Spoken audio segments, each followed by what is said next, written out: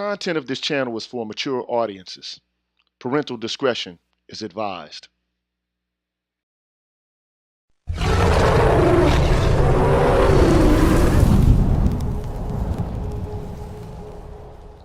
You're tuned in to the Green Gorilla channel. Please make sure to like the video, subscribe to the channel, and hit the bell notification button. And please, feel free to share the video. Thank you.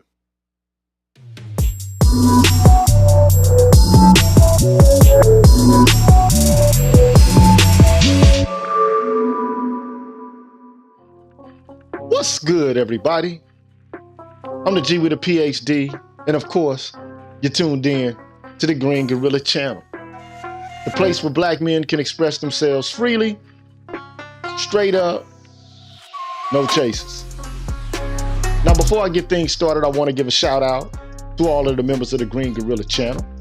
I want to give a shout out to Omni Americana, Deshaun Nolly, Brian Peaks, Mr. Lou Meth, Michael Ross, Nelso, Apex Prowler, Kareen Henry, Doc LaRock, Julius Ferguson, B. Hillfire, J. Charles, Mark Holt, Lee Ways, Jeffrey Speed, The Nameless Protagonist, The Face, Rais Muajib, Mark Swift, Show Me, Black Dog, Odd Collard, Craig, Raphael Brown, Deanne, Donald Watts, Barry Little, Ryan Jackson, HipHop.catv, Coach DC, The Remedy, Kashif Caldwell, Infamous Chillin', I Am Black Man, Nichita, True King 337, and may he rest in heaven.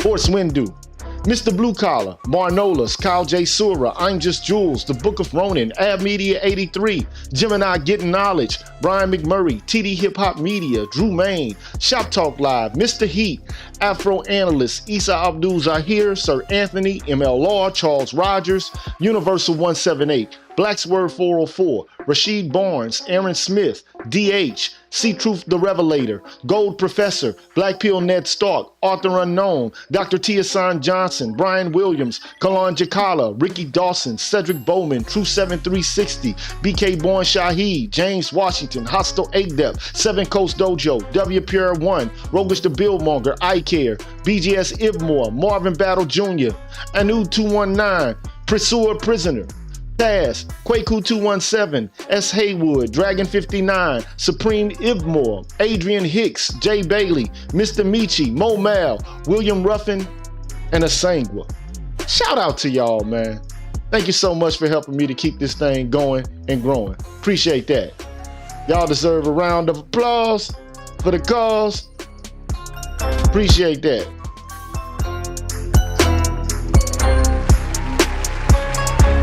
Appreciate that. And if you're wondering about how you too can become a member of the Green Gorilla channel, well, here's how. What's good, everybody? I'm the G with a PhD, and you're tuned in to the Green Gorilla channel, the place where black men can express themselves freely, straight up, no chaser. Today, I want to introduce you to my new membership program that consists of 5 levels where you can invest in the Green Gorilla channel on a monthly basis and receive level-specific perks. Memberships are special because they improve the quality of the content of the channel and will help me to be able to keep the channel going. Now, to participate in the Green Gorilla channel membership program, all you have to do is hit the join button, which is located right next to the subscribe button on my channel page. Now, for all of my subscribers who decide not to participate in my membership program, nothing will change. The content will keep coming the way it always has. Thanks for watching, and be careful out here, people. Bless. So, we back in effect. You know how we do it. I want to give a shout out to Cameron 87 for becoming a new member of the Green Gorilla channel. You deserve, I think 87 is what it is. I can't see it right now, but shout out to you, man, for becoming a member of the Green Gorilla channel. You deserve some fanfare.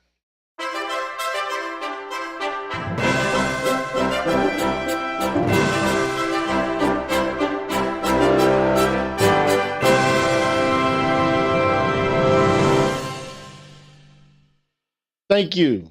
Thank you for being a member of the Green Guerrilla channel. Appreciate that, bro. And everybody out there in the chat, man, what's up with you? James Square, what's up? Mr. Heat, what's cracking? Two Triv, what's cracking? Barry Little, what's happening? High Scholar, Excalibur. How y'all doing tonight, man? Or this afternoon. It's not quite the evening yet, but it's getting there. Maybe on the East Coast it's the evening. But, you know, I've been doing a reaction to this debate that was hosted by Bill Buckley, or William Buckley, on his television show by the name of Firing Line. And he's interviewed or has debated many, many people. But this show, or this debate, was dedicated towards the subject matter of the women's movement. And the show aired around 1994. And he was able to draw in the leaders of the women's movement and to have a conversation with them about what he considered to be disastrous about it. And, you know, there's a give and a take, a pro and a con, a protagonist and an antagonist. And so what we're doing is we're doing number 4 in an installment of 5. I'll do the last one tomorrow and we'll wrap it up. But it's exploring issues related to feminism, which is some of what we do here in this space.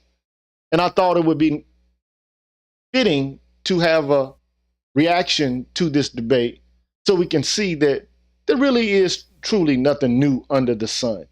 Some of the things that we're arguing about have already been argued about 30 years ago. But it's unfortunate because at the current moment, nobody in the media is really having an open and earnest conversation about what's problematic about contemporary feminism.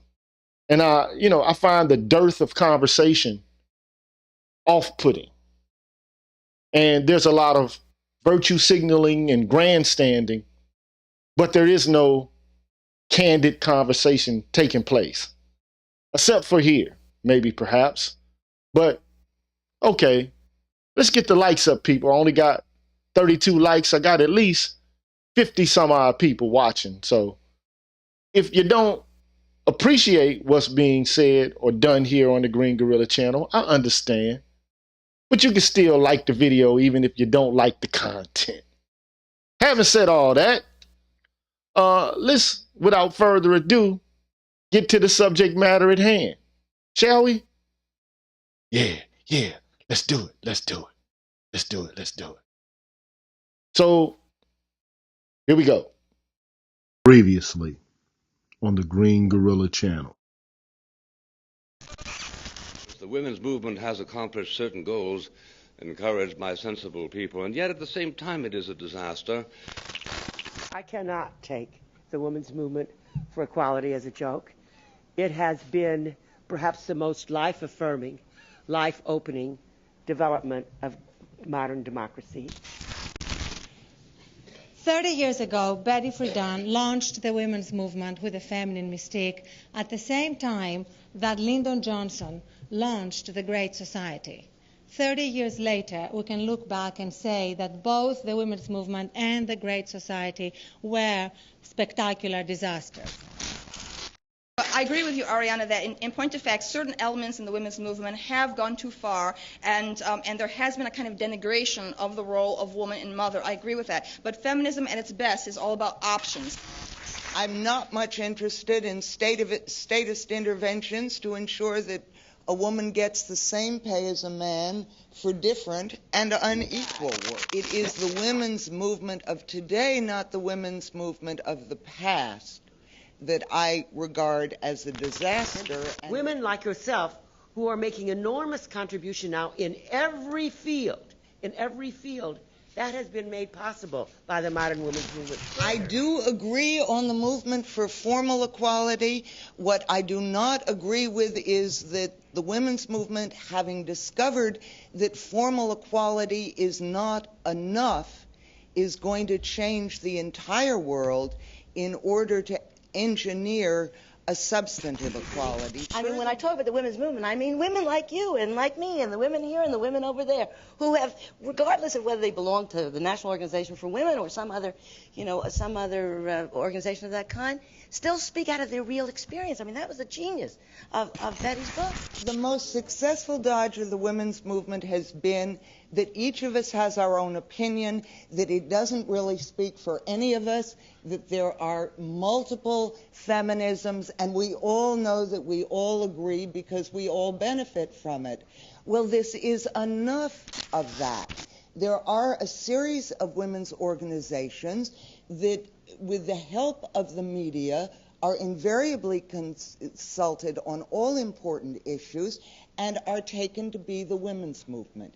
It is taken to be disrespectful, unsisterly, and frequently treasonous to challenge them in any way. But it simply is not honest to claim that the women's movement has seriously engaged the issues that are of most concern to American women and men. These are all of our top priorities. It is impossible to say that the women's movement has been a disaster because women are in movement, and in a lot of ways what they've been able to do is experience themselves as full human beings, and they have been able to have a voice. Karen, I think it's incredible that you really still believe that all problems are going to be solved if only the correct legislation is passed. We've been passing the right legislation for years now, and every single cultural indicator has been getting worse, from violent crime to divorce statistics to everything you want to look at. So on what is your faith in legislative solutions to social problems based? You didn't go to school with all of us, and you didn't learn about the early suffragists. And you didn't learn about the First World War and the impact that it had on women's self-perception. Just because I'm an immigrant, just because I'm a naturalized American. Ariana. There would have been. Ariana, you But made... because... Ariana, you know... 1 second. Because she's a liberal, she can say anything. I'm sorry, Betty. Shut up, I'm talking. Ariana, let me tell you, let me answer No, this. just one second. I want you to let me finish. I will let you finish. Just because I was not born in this country, just because I went to school at Cambridge rather than here, does not mean I have not studied. It does not mean I have not learned about the women's movement. And to make that assumption is absolutely unbelievable. And you are only getting away with it just because you're a liberal. And if you're a conservative, you would not have got away with it. Ariana, let me say something back to you. I know that you're an extraordinarily intelligent person, and I know that you're also an extraordinarily educated person. So that when you said to me, I don't understand the relationship of the women's movement to the question of suffrage, I thought to myself, it can't be that she doesn't understand what is a historical fact. It must be that she doesn't know it. And therefore, rather than claim that it was a function of your not paying attention to material that you could have learned, I thought I would give you a good excuse. Thank you very much. Am I done? You're all set. Elizabeth Fox Genovese, would you like to ask a question of Betty Friedan? Oh, I'd love to ask a question of Betty Friedan. The ones I'd really like to ask, however, I can't do in public. No, because I wonder very seriously, I wonder how you really feel about a movement that has moved so far from what you inaugurated. But I'll try another one. I like that one. No, I'll answer. Every day, I'm stopped on the street and by women of all ages and often by men. In any town I go to in this country and often in England as well. And they say, it changed my life. It changed my whole life. And thank you. And I'm very moved by that. And they mean by that not just my book, The Feminine Mystique, but they mean the whole of the woman's movement. And for me, the whole of the woman's movement is what counts. And what is open to my daughter and will be open to my granddaughter if we are not pushed back. And what all these women are doing, what you are doing. And I have enormous awe almost that I've been able to be a part of that. Some of the derivatives that are going on today are silly, just silly. Let me stop here, man, because what I want to say is there's an acknowledgement here by Betty Friedan, the godmother, arguably, of second wave feminism, or the mother, however you want to characterize her. She is admitting that there are excesses and silliness being promoted by various feminists. However, I don't hear any pushback contemporarily about anything that these women are saying in popular media or in the public sphere. It doesn't mean that you're pushing back formal equality for women or trying to debase women or to, ensure that they're not able to enjoy the fruits that the society has to offer. But very rarely do you see any pushback for some of the most extreme positions. And to even do so now will incur cancellation. You'll be typecast as an epithet, a misogynist, a woman hater, someone who doesn't want to see women do well. And that's not the case. And if it was the case that any critique of the feminist movement would declare you or would relegate you to woman hating, then why are they sitting here doing it? Why? And they're doing it intelligently. They're doing it, there's some emotions and some,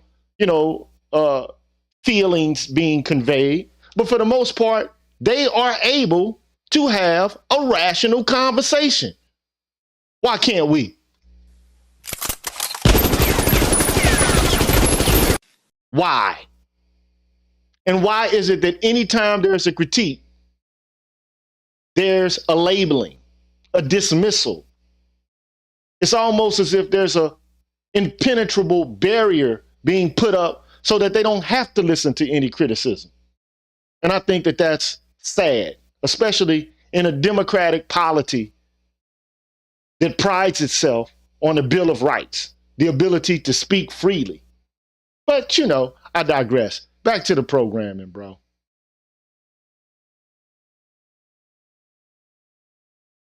There can be a silliness about language. On the other hand, I can't believe that Bill Buckley, whom I've known since we were both kids, would try to claim that all of history has to be he. There has been something added when Elizabeth Fox Genovese adds a whole history of the Southern women that were ignored before in histories of the South. So, it's how do I really feel? I feel proud and awed to have been a part of it and to be engaged by it.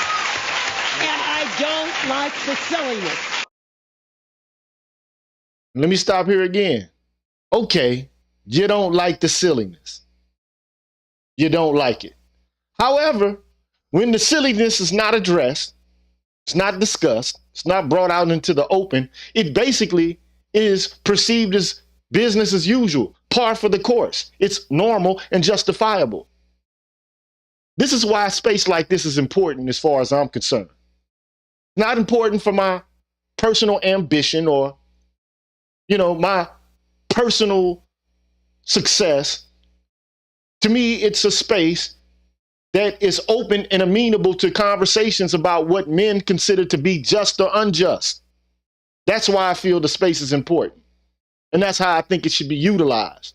But, I digress. Let me get back to the regularly scheduled programming.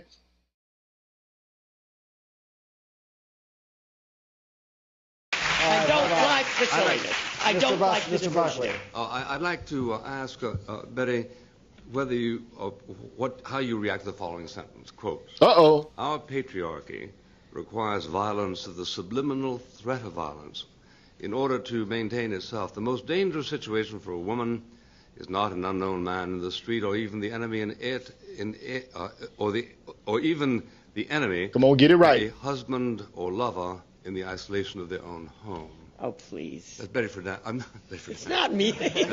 No, that's Gloria Was that Steinem. McKinnon? That's Gloria Steinem.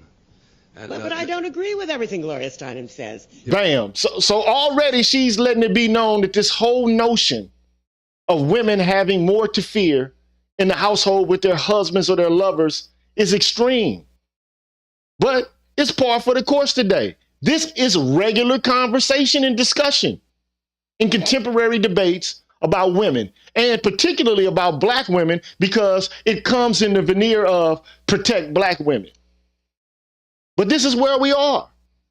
This is where we are, man. She doesn't agree with everything I say. I don't like extreme statements like that. I think the relationship between woman and man is much more complex than that. And that's the truth, man. Look, relationships between men and women are much more complex than the assertion being made that women are in danger in the context of the household. But this is where we are. And these kind of groundless claims can be found throughout the media. It's everywhere. It's ubiquitous. And it's even in black media. For example, let me proceed.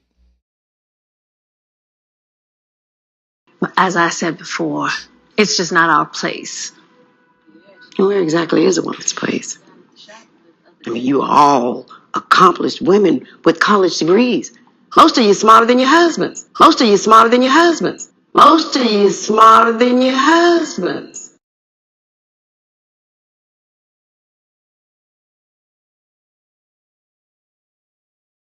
Now, I don't know if you can hear that. Why hide back here? Go out. Are you able to hear that? I just want to make sure that you're able to hear that. Do I have to rewind that?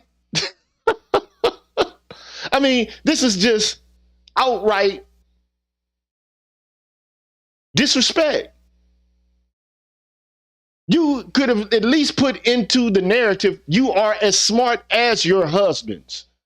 But this is just outright disrespect. That's silliness to me. But, I digress. Let me keep pushing so you can see what it is that I'm trying to articulate about these extreme statements being par for the course, part of popular culture now. Let me keep on. Where the action is. We live in a man's world. Any opportunity I get to convene with other like-minded women, I gladly take it. Don't mistake us for victims. We choose to be here. We may be near the kitchen, but we're together. No disrespect. But it don't matter if you choose to be here. You're still in the back afraid to speak. Look at the time. We better go prepare lunch. I know how it is. See, I've been silent most of my life. But something changed when I started making my product and telling my story. There's power in it. Don't get me wrong. Just last week, I went to a man with a business opportunity. He took his genitals out and tried to force himself on me.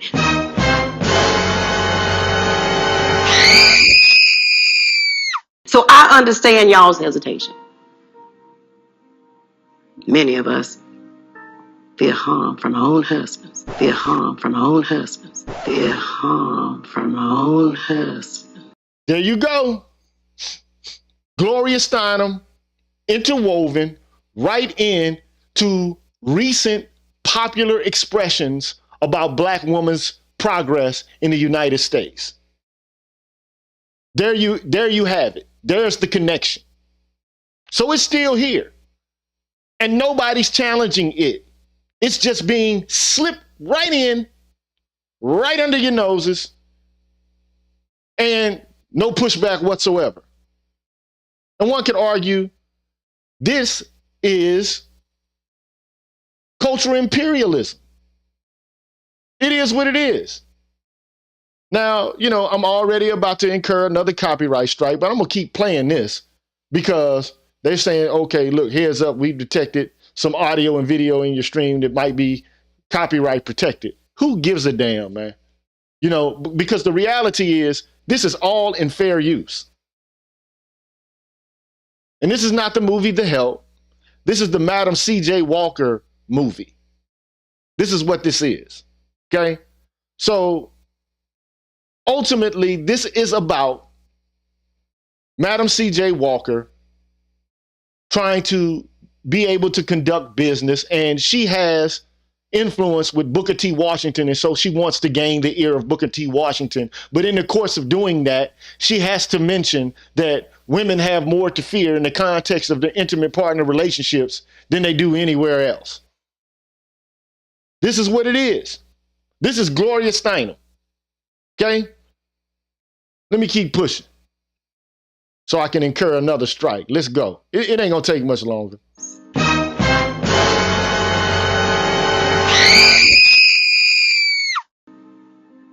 And rightly so.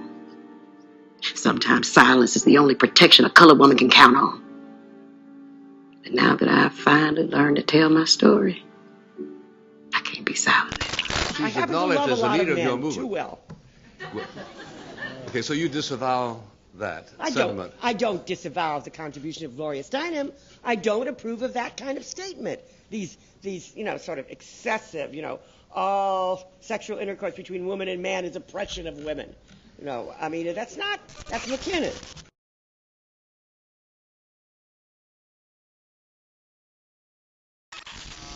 I absolutely disavow that. Now look, it's important for you to know that this stuff is being taught in prestigious Ivy League universities. Yes, it is. These ideas are being put forth. They're not challenged. They're not pushed back against. They're just openly avowed. And if you say something against it, then the claim is, you're a misogynist. You don't like women. Now, if you want to know the knowledge, if you want to understand the empirical data on intimate partner homicide, intimate partner violence, or domestic abuse, all you got to do is go look back at some of my videos where I demonstrate that there are over 300 studies, internal review board approved, and peer-reviewed journal articles published in prestigious journals, by the way, that demonstrate that women are just as likely as men to commit acts against their partners. And there also is high incidences of intimate partner violence in lesbian couples, more so even than gay men. Why? Nobody wants to answer that question, though.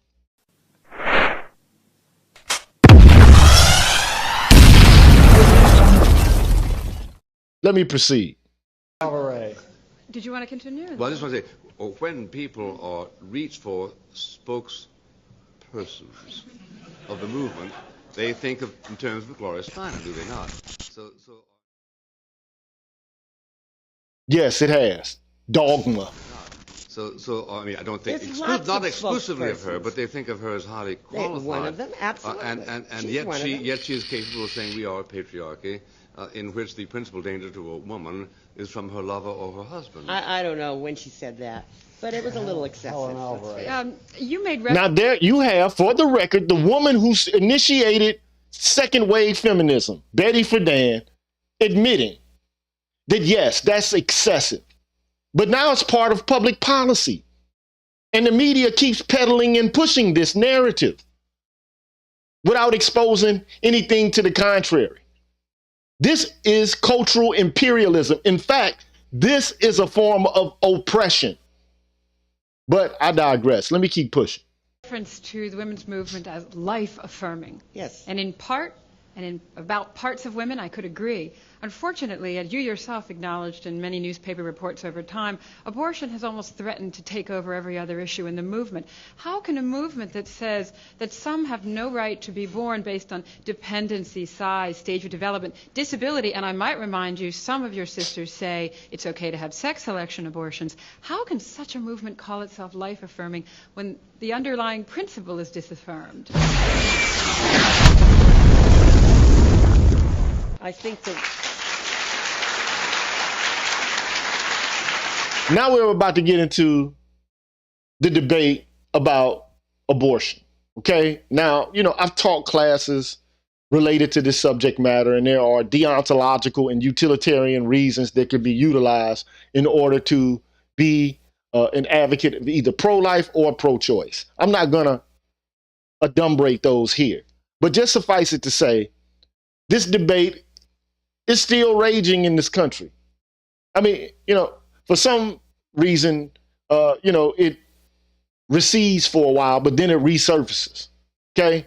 But I mean, all she's doing is pointing out the contradictions. The contradiction is you pretend to affirm the life of women and children. However, you are advocating for a medical procedure that terminates life. How can that be? Because that's the power of life and death put in every woman's hands. Now, that's just the facts. Now, I'm not here to argue one way or the other.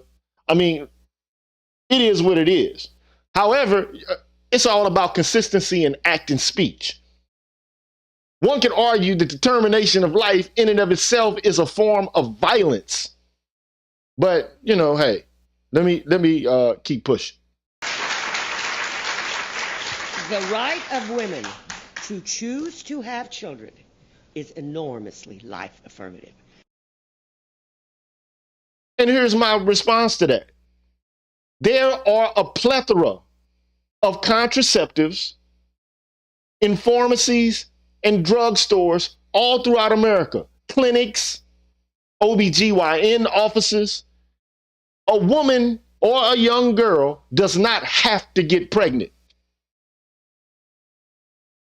It's unnecessary. Now, using abortion as a form of birth control, there are some people who say that that's acceptable. But morally, how are you able to justify this consistently with your own ruminations about violence? How are you able to square the two? That's the issue at hand. Let me keep pushing. And has moved motherhood not for the child. To a choice rather than a martyrdom. And it is enormous. And let me say this here. Did you hear what she just said?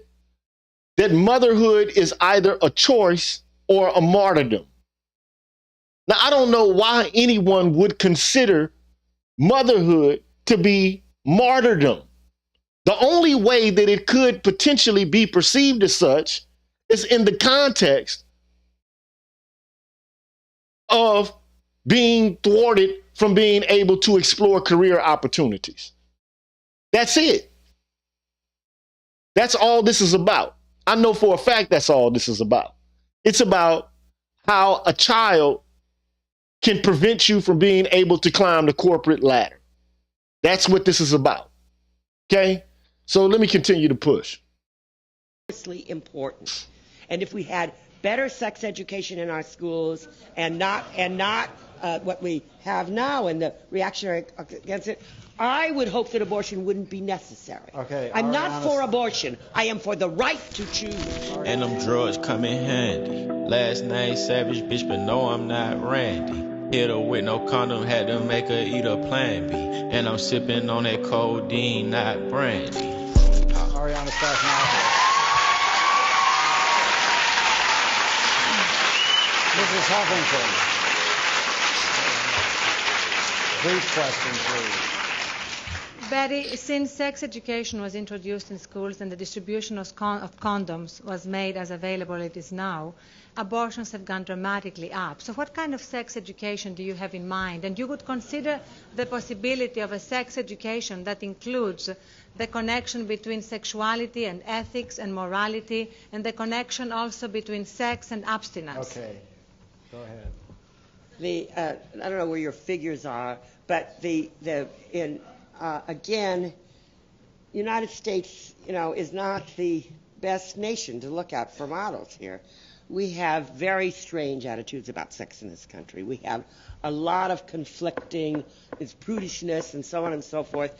And in many European countries where they don't have such attitudes, where sex is a fact of life, they don't have all the problem of the teenage pregnancy. Okay, thank you very much, Ms. Friedan.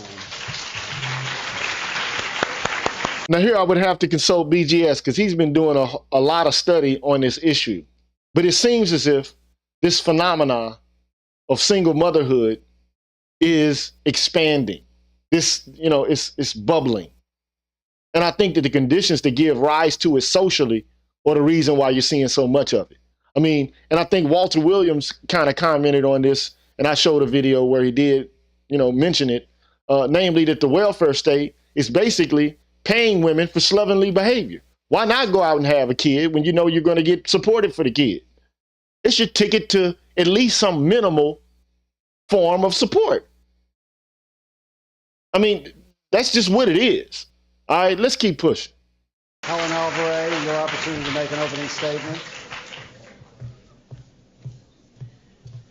Many women are waking up today in beds made with linen sold to them by the feminism of the 70s, and they are not warm and cozy. On the surface, women are seeing improvement in the respect accorded them in some cases, and we are grateful. But beneath the surface lies a disastrous notion of the nature of freedom that was a guiding premise for the women's movement, a notion that has infected even some of her healthier offspring. It envisions freedom as freedom from the other, not for.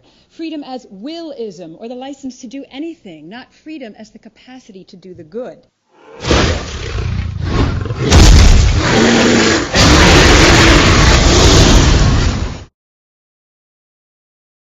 So let me stop right here and just, kind of point out what she's making mention of here so I can break it down. So typically there's 3 different kinds of freedom that you'll find, discussed in the subject matter of philosophy, right? So on the one hand, you have negative liberty. And some people refer to this form of liberty as, rights. But it's freedom to not be interfered with in, the commission of actions or in the possession of beliefs. So the idea here is the government should not infringe upon your right to say what you want to say or to, use or consume products the way you want to consume them, or,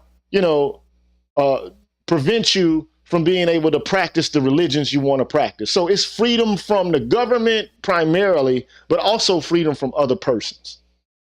Okay? But that's only one form of freedom that you'll find in the context of the subject matter of philosophy, because there's also the freedom of self-realization. Now, the freedom of self-realization primarily deals with trying to figure out who you really are and how to be, who you really are in a virtuous way. Who are you really? I mean, different thinkers from different time periods are going to have different things to say about this, concept of self-realization. But it is a form of freedom that I think is lost. And primarily that's because negative liberty has taken center stage. And negative liberty was espoused by people like Thomas Hobbes, John Locke. You could put Rousseau in there, but not so much because he has a different articulation of the social contract and the state of nature than do Locke and Hobbes. But nevertheless, people sometimes call negative liberty the liberty of the moderns, as opposed to the liberty of the ancients, which is more closely aligned with the concepts of the freedom of self-realization and the freedom of self-perfection. Now, the freedom of self-perfection entails you becoming free the extent to which you're able to master a craft or to exhibit virtue or virtuosity in the context of some form of human activity that other people can look at and see the virtuosity on display. Like, for example, Michael Jordan playing basketball, listening to a group of musicians at a symphony play some of the most difficult pieces from Beethoven, or a pianist playing some of the most difficult pieces from Chopin, or to see somebody doing something that everybody cannot do. Tiger Woods playing golf, Dale Earnhardt, driving on the Indiana 500, Serena Williams playing tennis. So those are also conceptualizations of freedom that often don't get discussed within the context of the abortion debate and the context of feminism in general. Unless, of course, it has to do with money and careerism. Because I think that's the focal point of contemporary feminism. The idea is that women for too long have not had access to the same kind of powers and the same type of occupations as men, so therefore they feel like they are entitled to their just deserts. They want their just due in that domain. So anyway, that's just my digression. But let us push.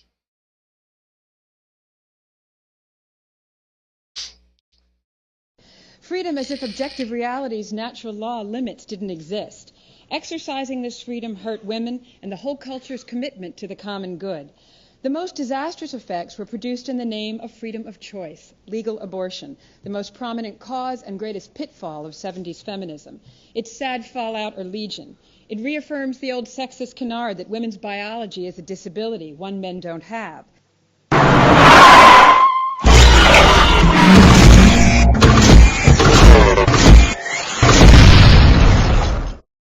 And that's important to understand, because the characterization of motherhood as some sort of martyrdom, boy, that says a lot about what people's values are today.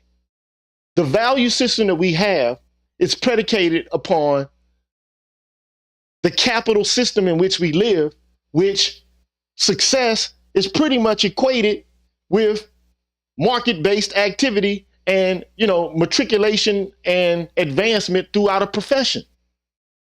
But this has not always been the case with humankind. But it is now. It's like life is a game and money is how you keep score. But hey, I digress.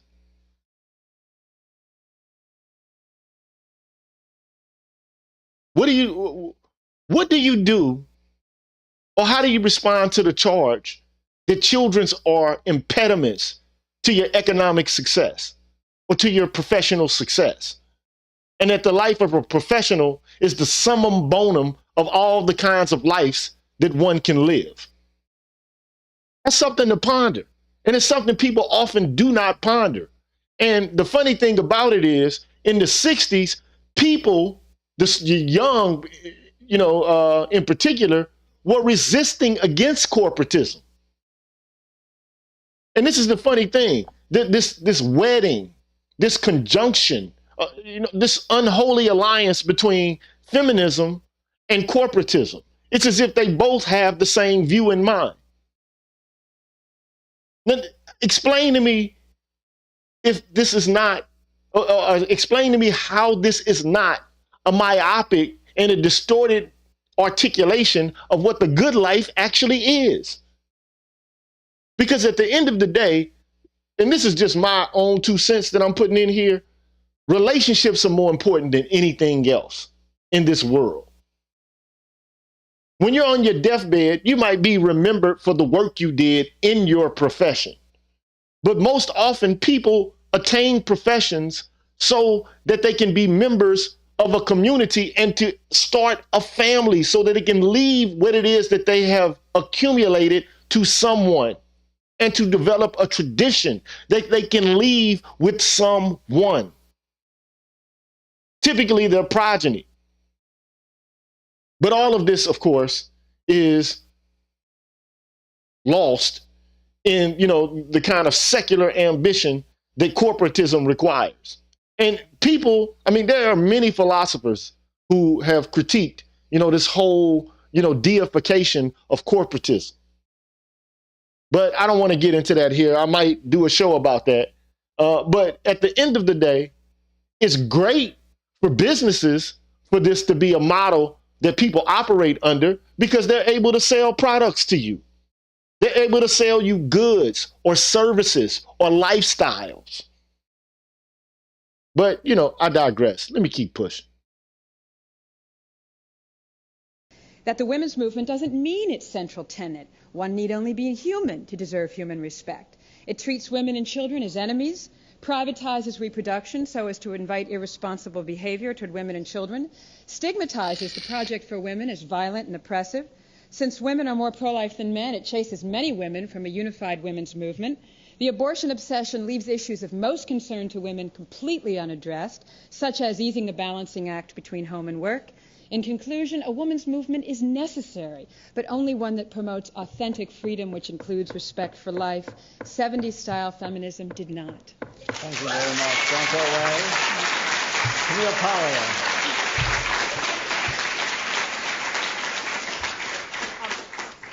I totally agree with you. I speak from the position of firm abortion advocacy, but I agree with you that that the media through again I speak as a libertarian, the media through its liberal bias has to emphasize the strains within feminism that insist on abortion rights, and that media has totally neglected any other voices which are pro-life. So again, let's not just blame the women's movement. Let's blame the cant, the conventionality of the media over 20 years. At some point, some of the women's movement organizations have to take responsibility for what they're saying and some of their leaders. And I came tonight, let me just finish, with just a list of quotes from those... Look, it's easy. See, all I see are these women deflecting and shifting responsibility to someone else other than themselves. Now, I like Camille Paglia. I'm not going to lie. Because I like, some of her critiques of feminism and her audacity at actually being able to, resist against some of the extremities related to it. But, here, she's on the team that is defending feminism and the women's movement as opposed to critiquing it. So, I mean, she's just doing a job in the context of this debate. However, where's the responsibility, man? But you can't hold people responsible if any critique related to anything they believe is considered to be injustice or oppression or domination or violence. Like, how long can this go on? I'm just waiting to see how long it's going to be conducted in the way that it is. I'm just ready to see. I'm waiting to see. But okay. Let me keep pushing. Leaders of the women's movement, particularly NOW since its founding, which have said abortion is the sum and substance of what we are about. It's the core. The most prominent feminist book on this says that. I think, of course, we have to go toward the issues which are under the greatest attack. Frankly, if the Catholic Church hadn't put $100 million into fighting against abortion, I wouldn't have to spend my lifetime in the courtroom defending rights that we won in 1973. I would be...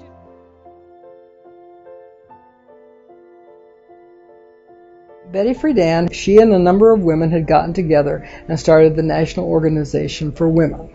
Again, they were fighting for equal opportunity for women in education and the workforce. It's very well documented that the abortion movement was originally a man's movement, an upper middle class white man's movement. But there was a man, and there were actually two men, who were fighting to get abortion legalized in America. And them drugs come in handy. Last name Savage, bitch, but no, I'm not Randy. Hit her with no condom, had to make her eat a Plan B. And I'm sipping on that codeine, not brandy. That's the mentality of the men. To be 21 Savage, 21. Those are the men. That's the mentality of the men who initially sold the idea of abortion to these women. Had to hit her raw, and then I made her take a Plan B. You can't make it up, man. You really cannot make it up. But this is where we are. And if you try to tell people the truth about it and educate them about the sources of it, the only thing they'll refer to is negative liberty, choice, domination, oppression, violence, misogyny, and so on and so forth. But this idea was sold to these women by men. Who were the men? I mean, you saw pictures of the guys. But one of them was named Dr. Bernard Nathanson. Okay. And eventually he had a change of heart. Okay. And by his own admission, he was not a feminist. His commitment to legalizing abortion was only because he had a disgust for what some people commonly refer to as kitchen abortions. And he was a doctor, so he didn't want to see that. So on utilitarian grounds, he made an apology for abortion. Okay. Like if they're going to have it, they may as well have it in safe places. Okay. But his disgust at this practice actually morphed into activism when he met the other proponent of abortion by the name of Larry Lader. Now, Lader was a disciple of the renowned, the well-known founder of Planned Parenthood, Margaret Sanger. Okay? And Lader wasn't much of a feminist either. But he was dedicated to removing all the obstacles related to abortion because, and I'm talking about legal obstacles, social and moral, because he was convinced that you need abortion in order to solve the impending problem of overpopulation. So he was a Malthusian. For all of those people who have studied economics, he thought that there was going to be an overpopulation boom and that it needed to be adjusted. And of course, don't even begin to, bring to bear the subject matter of race and who is, for the most part, proselytized to demographically as the very persons who need to have more and more and more abortions. It's black women. Black women.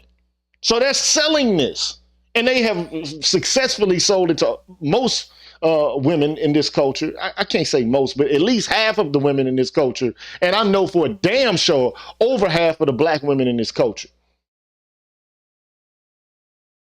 Men, white men, who wanted to prevent either kitchen abortions or wanted to prevent a population boom, specifically, related to the population boom among the African American or ADOS or FBA population. Yeah, there's that. Okay? And you know that he thought later did that overpopulation was the reason, not women's rights, because he wrote a book about it called Breeding Ourselves to Death. You can't make this shit up. So I can't say Malthusianism is crackpot economics theory all across the board, but nobody takes Malthusianism seriously. Not really. But this is the basis upon which this notion that, women need to include this or sweep this into their policy. This was not the case. It was these men that directed women to this. Two white men.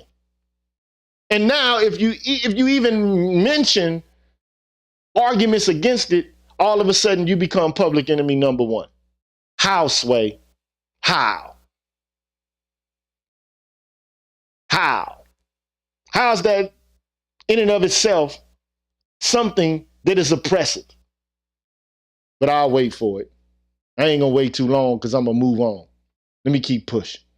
Two men knew Betty Friedan very well, and they worked very hard to try to convince her to insert abortion in the women's movement's political Bill of Rights.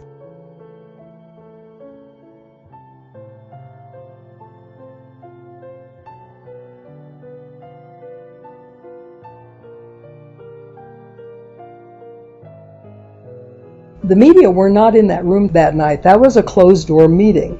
Then Betty Friedan, the next Monday, she has a press conference, and she tells them that she's speaking for all American women everywhere.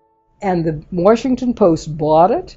They headlined the abortion vote. They said essentially, all women want this. And that is how propaganda works.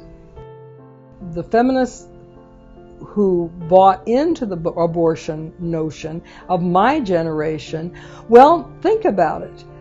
They wanted to keep their jobs, but should women today, really in this climate, really have to choose between their job or their child? It's outrageous. My budget, we're only planning. So, I mean, so this woman who you just saw in that clip used to work for Cosmopolitan, and she recently has come out and said that some of the things that she was told to write were scripted, and it was part of a propaganda campaign to get women to engage in more risky sexual behavior, to throw off the yoke of family life, and to be heavily involved in the pursuit of corporate ambition. And, you know, like Sex in the City is like a TV show that's like centered around the main themes that one would find in a Cosmopolitan magazine, you know. But, you know, they did this because if you can get women to buy into it, you can get women to buy into buying their makeup products, to buying their clothing products, to buying, you know, their hair care products, their perfumes, and so on and so forth. There's nothing without a reason. All of this is interconnected to mammon and lucre. But if you say anything about it, the first thing you'll do is be typecast as a sexist abuser and you're a woman hater. How so? But you know, I digress. Let me keep pushing. Parenthoods. I would love to carry a pregnancy to term. You have no ability to function as an equal participant in society.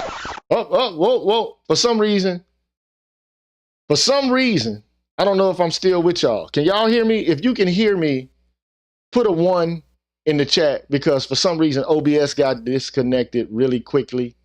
And I want to know that you can hear what it is I'm saying. So if you can hear me, put a 1 out there. If not, I'm going to have to adjust and to reconnect. Can you hear me? Okay. All right. So let me proceed. These two men knew Betty Friedan very well. So let me go back. Let me go back. American women everywhere. And the Washington Post bought it. They headlined the abortion vote. They said essentially, all women want this. And that is how propaganda works. The feminists who bought into the abortion notion of my generation, well, think about it. They wanted to keep their jobs, but should women today, really in this climate, really have to choose between their job or their child? It's outrageous. My budget, we're only Planned Parenthoods. I would love I am to 1/144th of Planned Parenthood's budget. The reality is that the issue of abortion gets to the core of equality for women, because without the ability to make decisions either to terminate a pregnancy or to carry a pregnancy to term, you have no ability to function as an equal participant in society.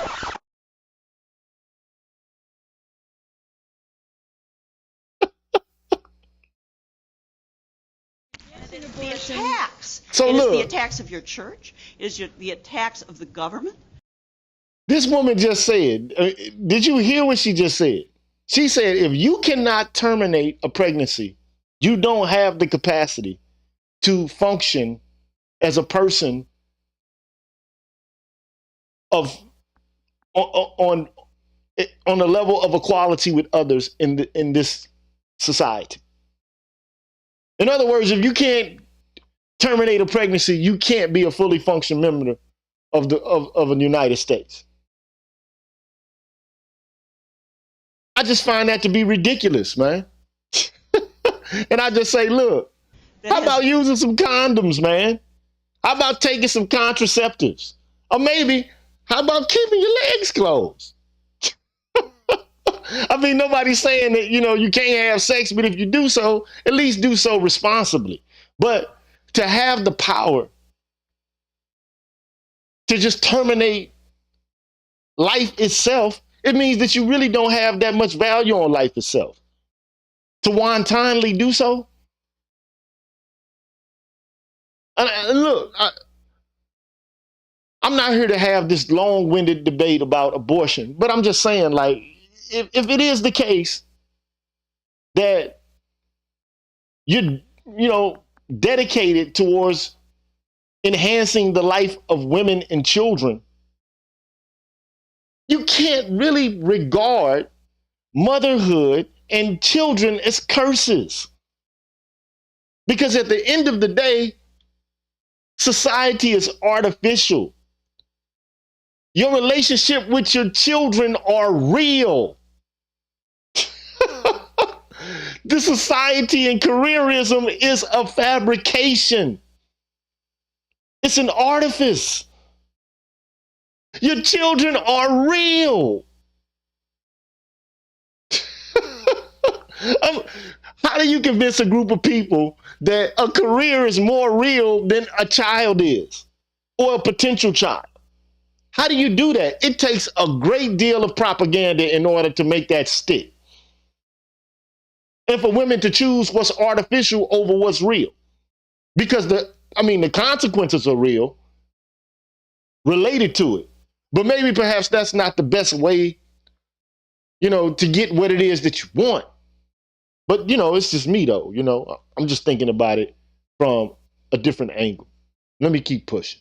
Led us to have to make that a premier fight. And let me respond to that by saying that it is a good end. The ends we likely very much agree on. It's the means that the leaders of the women's movement has used. And when you use a bad means, even for a good end, the handle is more dangerous than the sword. Well, it has degraded women and it has degraded their children. But my dear, you defend the killing of doctors and the killing of women. We condemn it. Go into clinics to exercise their right to choose. We condemn the killing of doctors as strongly, probably more strongly than any group ever. Helen, but your movement's divided on that question, isn't it? I want to ask you something. I just want to ask you this is a very specific question. If a woman, and I had this case in my court, a 14-year-old girl was raped by her stepfather, and she became pregnant.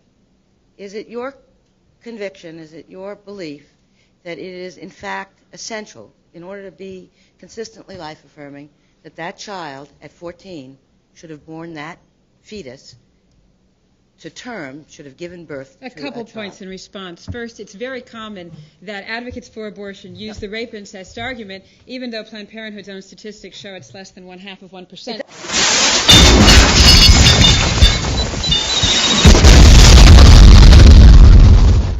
Man, they always use that argument. That, like if a woman gets raped, she shouldn't have to carry the pregnancy to term. And look, I tend to agree with that. But the reality is that in the preponderance of cases, that's not how or why these children are being aborted. It's not the case. It's either to cover up slovenly behavior or irresponsible behavior, or it's just done in the service of careerism. Now, I don't know how we came to the point in our culture, in our society, where children are no longer perceived as blessings by women. I don't know. But this is where we are, because they're perceived as hindrances in the marketplace, or your way to move up the corporate ladder. And they are, or they have been. I don't think it's, so much anymore, but it was the case. That's why it's important, man. Go read, not read, but go look at the article, or go look at the video from the woman from Cosmo, and she'll detail to you what it is that I'm trying to detail to you now. Namely, that those conditions don't obtain anymore. Women are not fired on account of them being pregnant anymore. They have leave now. I mean, it just is what it is. So anyway, let me keep pushing, man. The whole case. I'm asking but I want this to make specific that question. point. Secondarily, it is our position that a child conceived crack addicted, disabled, in rape, in a non-loving marriage, no matter what, once you start to break down the wall and say some lives are less worthy than others, you have some trouble there. That is not to say, however, that you don't address the pain that the woman is feeling. I'm proud to say the Catholic Church is the largest provider of social services to born women in the entire United States. A 14-year-old girl's life is involved here, too. Exactly. And you can never cure that rape. So what's the best you can do? You try to address both lives at stake. Just a minute. You're taking Speak to 9 women months. whose lives have been destroyed by abortion after rape, and you might have a different Helen, sense you know, about it. I will say one thing. You have now actually answered the question that you originally set. You said, why is it the women's movement is so obsessive about abortion? Why does it, drown every other issue out? And you said why, and Bill Buckley said, why isn't it possible to discuss the rights that fetuses might have?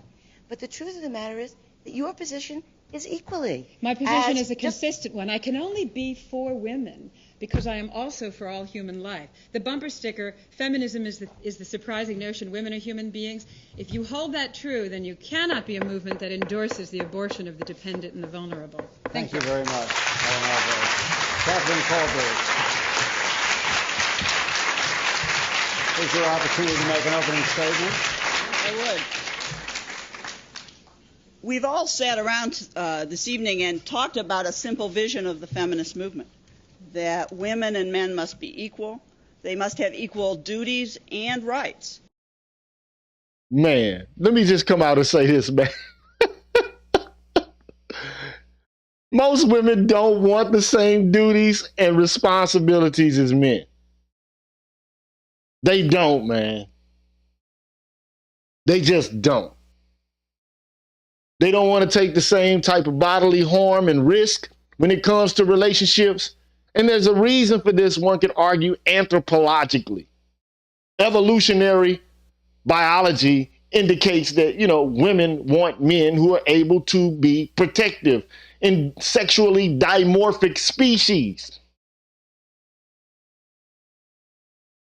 This is how fitness is established within the confines in the domain of the human species. But we don't hear conversations about that. But most women, they are already of the mindset that men need to be able to provide and do things for them.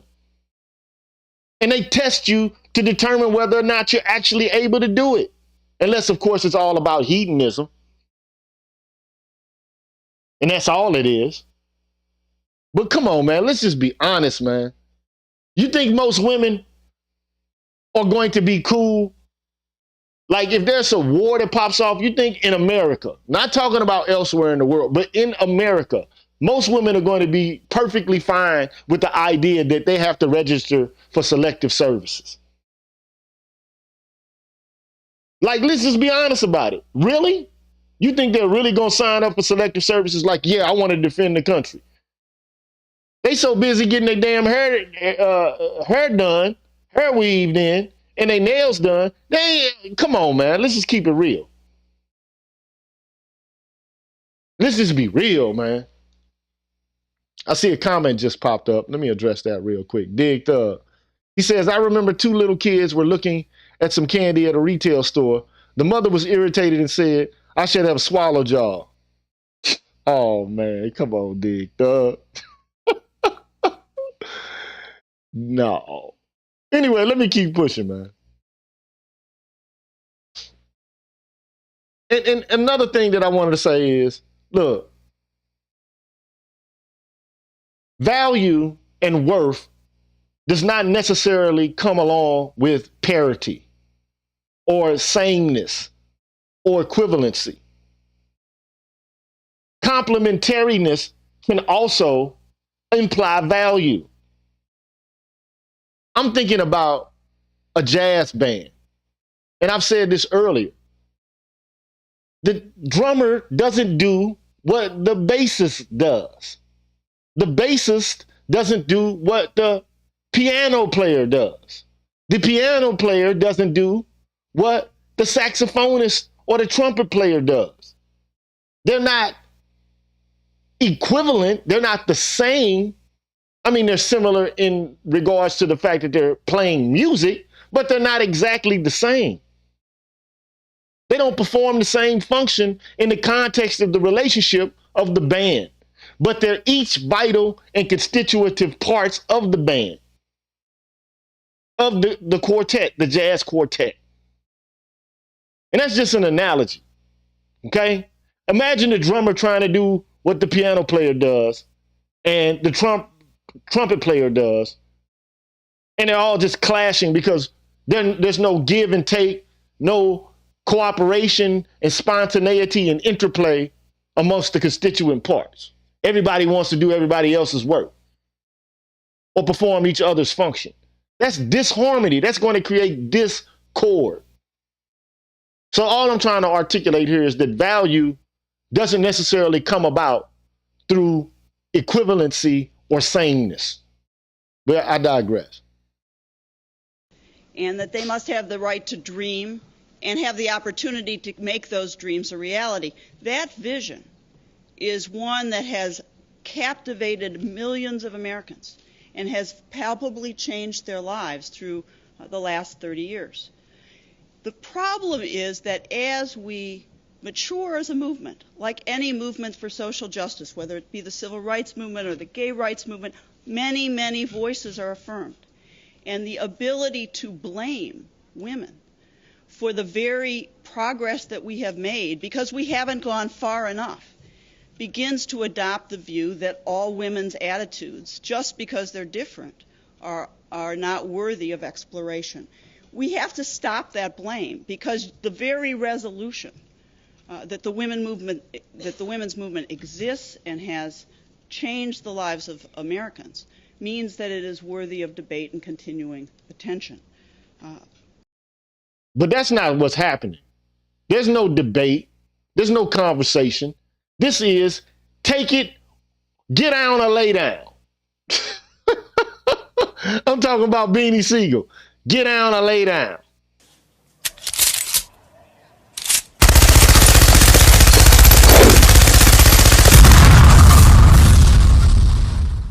Proffer a position that is the converse of mine, and you're going to get canceled. I'm going to try my best to relegate you to social death. This is what's occurring. Or you get typecast as an oppressor. And I think this is primarily because of their adoption of Marxism, which I think, is not a good fit for relating to the situation that exists between men and women, or that has throughout the history of our existence on this planet. It doesn't exist. And the framing only takes place in the context of neoliberalism. And that's the problem I have with this. But let me keep pushing. I ain't mean to do that. When I was 14 years old, I was in France with my parents, and I met a woman who had worked very hard in the French underground. And she said to me as a 14-year-old, I can't understand you Americans. You want change overnight. You want change to happen yesterday. You want your issues to be resolved in 3-minute sound bites. This is a long struggle. We've got a long way to go, but don't blame us for not getting there fast enough. That was your minute-and-a-half sound bite, Kitty. Don't go away. Who has a question? Ariana, go ahead. We're not blaming you for not getting there faster. We're blaming you for going in the wrong direction. Well, I don't believe... We're blaming you, and let me ask you the question I want to ask you. We are blaming you for excluding the spiritual dimension out of life and yet calling your movement life-affirming. How do you feel about that? Well, I think that you have a very limited view of millions of American women if you believe that spirituality isn't a very important part of their life. The important part of this is that our spirituality comes in many, many different forms. It comes in those people who practice religion in the Catholic Church and other people who practice spirituality in other forms. And the point of freedom is that America must respect the differing views, whatever they may be. Man, please. I wish that was the case now, because we wouldn't be in the pickle that we're in this culture.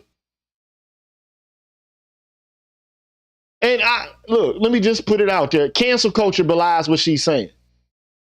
If you dissent against the line pushed from the left, you get canceled, man. If what you do falls outside of the context of this narrative that they have about justice and oppression related to women, LGBTQ, whatever the case may be, you get crucified. How long are we going to continue to go in this direction? Now, at least in 94, you had the most prominent persons from these movements who are willing to actually engage one another and have open discussions about their differences in public fora or in a public forum. That ain't happening now, man. It's just not happening. All there is a monotone, a drone. Believe what I believe or else. Think what I think or else. Be orientated towards justice the way I want you to or else. We're right, you're wrong, you need to be canceled. This is why I had, a show about the Harper's piece and about how the left is becoming more and more intolerant. And one can actually pinpoint the source of this intolerance. And I have to admit, it's the radical feminists, man. It is what it is. Now, the question is how long are men, women, and people who think differently, how long they're going to sit back and allow themselves to be shamed and guilted into not expressing their opinions? Or to talk about the adverse consequences of some of the silliness and the extremes that come from these, positions. I'm willing to have the debate. I'm willing to have the discussion. But they're not. All people do is just wave it off and laugh. Ha, ha, ha, ha. You too busy trying to hate women. Everything gets reduced to woman hating. But here you have, in 1994, these people know each other, goddammit. That's the funny thing about it. They know each other.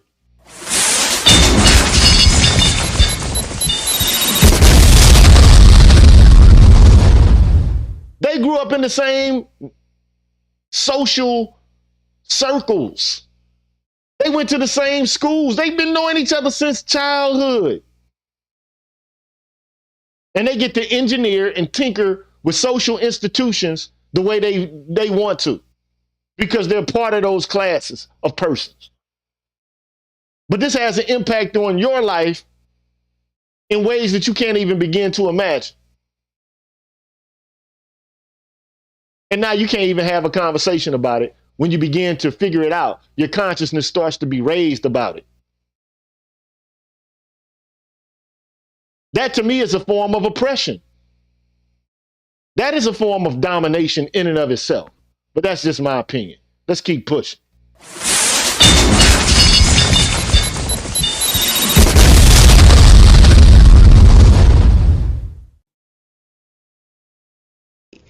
And the women's movement does that. I think that the problem is that you take one voice, and again, frankly, I can't tell given the discussion today which voice you seem to be identifying, because all of us at this table have been those spokespersons, if you like, and all of you at different points in your life have been those spokespersons, and we've all said different things.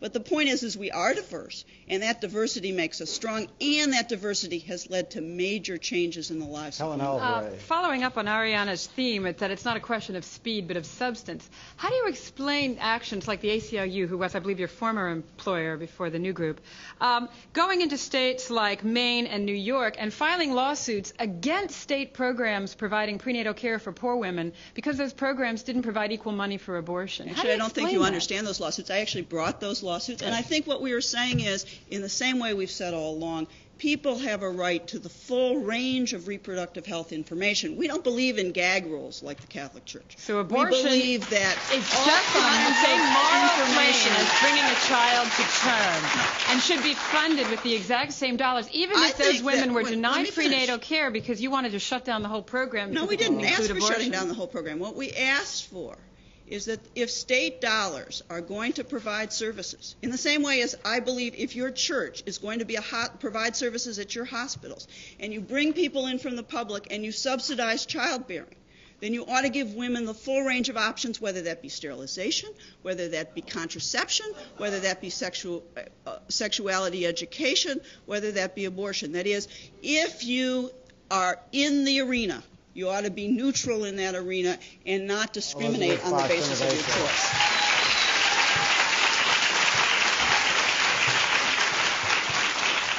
It seems to me that what you've just said points to the core of one problem, and I'm not going to argue spirituality, but what you're doing is...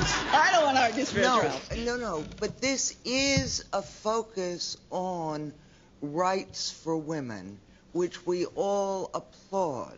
But where the rights for women conflict with the rights of children, born or unborn, the children have no voice.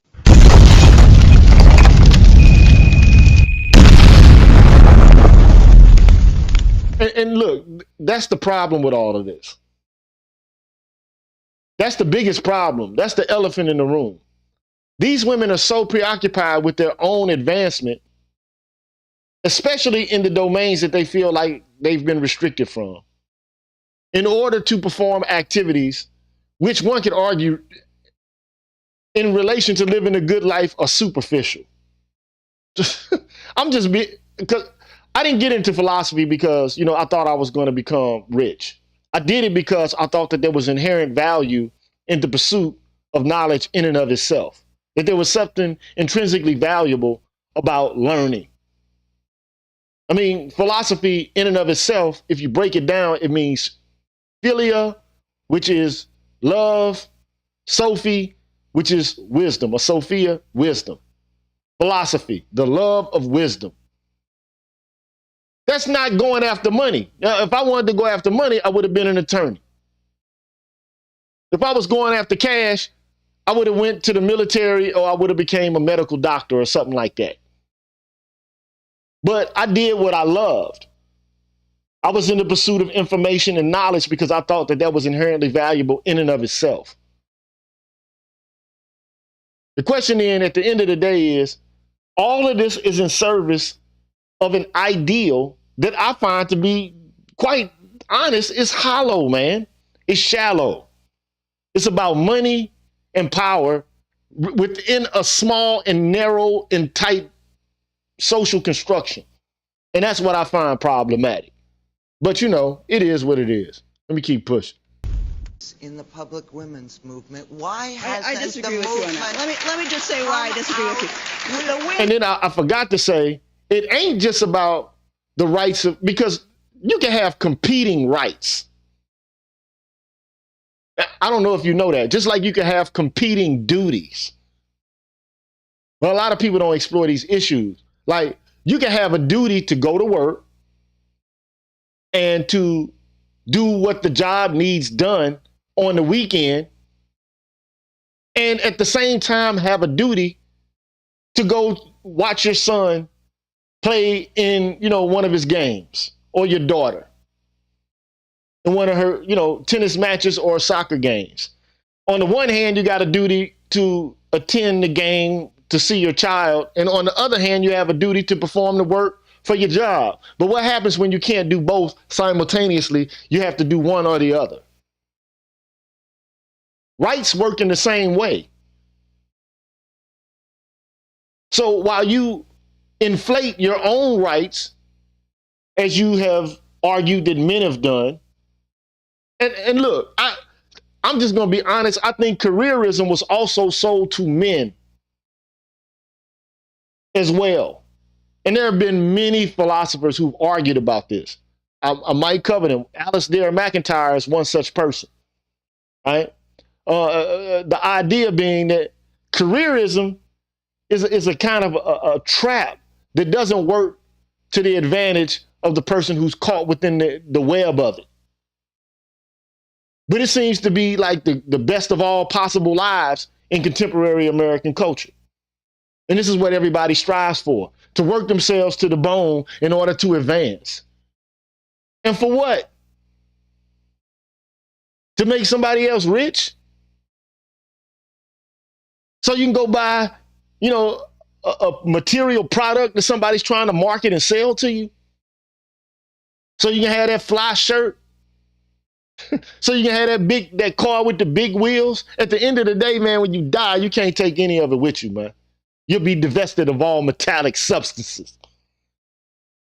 But hey, let me keep pushing, man. We almost at the end. You got 1 minute. The women's movement was there in Congress pushing for child care legislation. We were the leading backers of the parental leave legislation. We have been there fighting for children's services. Who's manning those domestic violence centers? And Whoa. Who's manning those domestic violence centers? See, these women, man, they have created a narrative, a framework, a discourse, and they intend to be able to maintain that in perpetuity. And they don't like anybody to challenge it.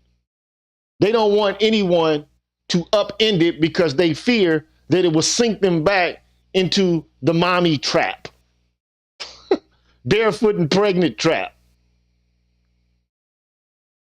This is what this is about. So it's about resisting being trapped, being suffocated by domesticity.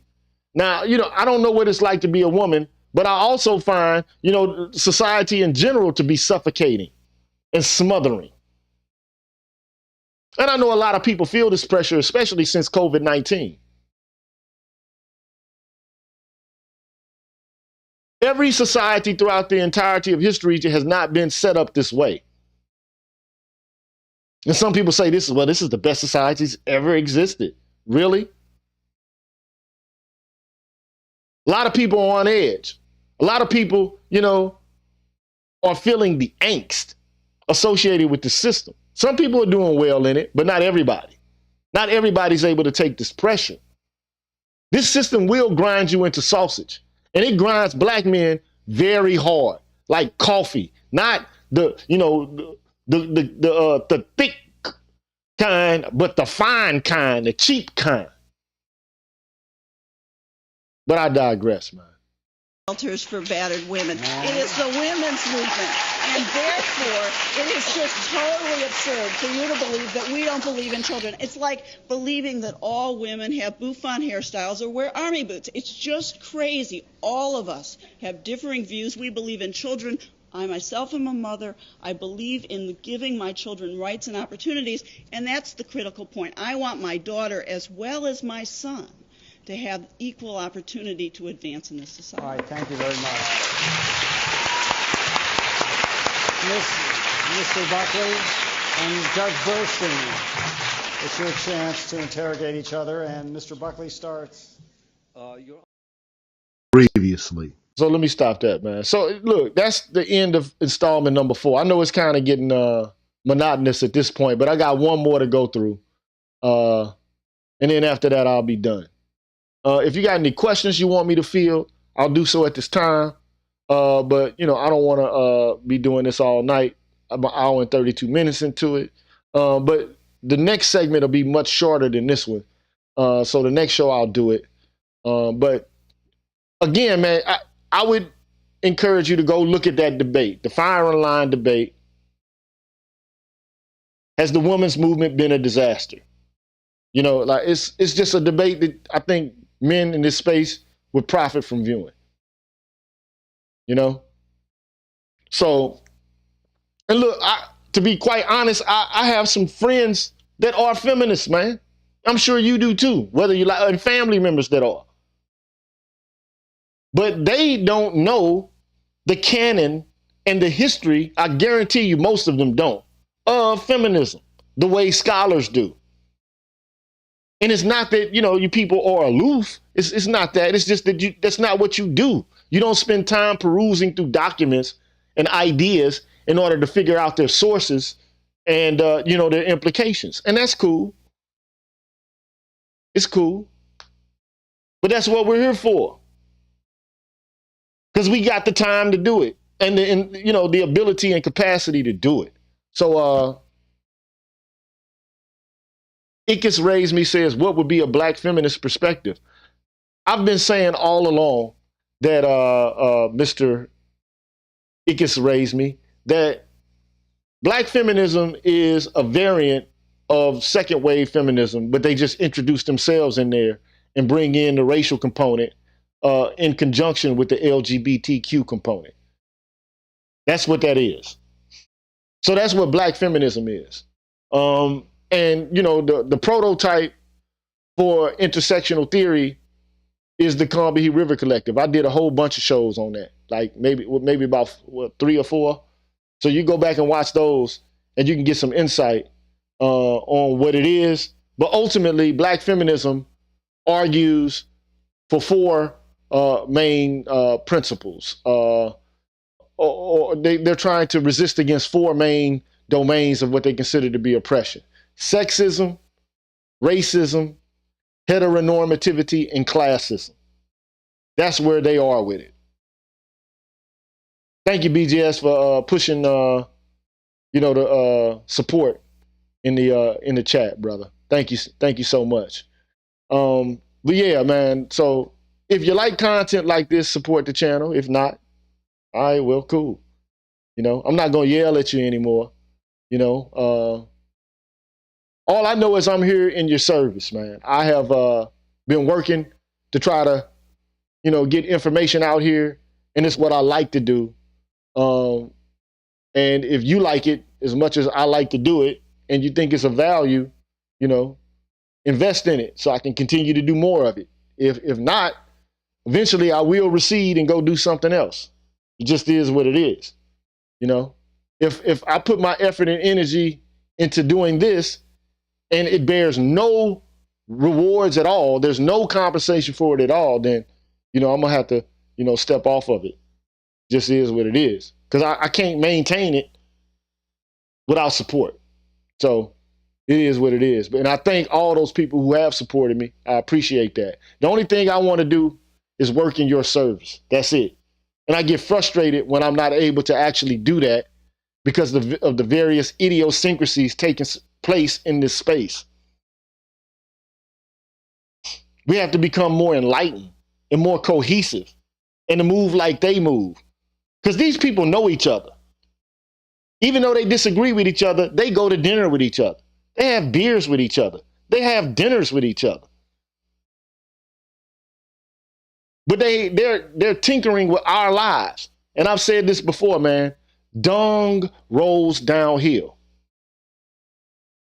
You know what I mean by that. You know what I want to say, but the crap rolls downhill, bruh.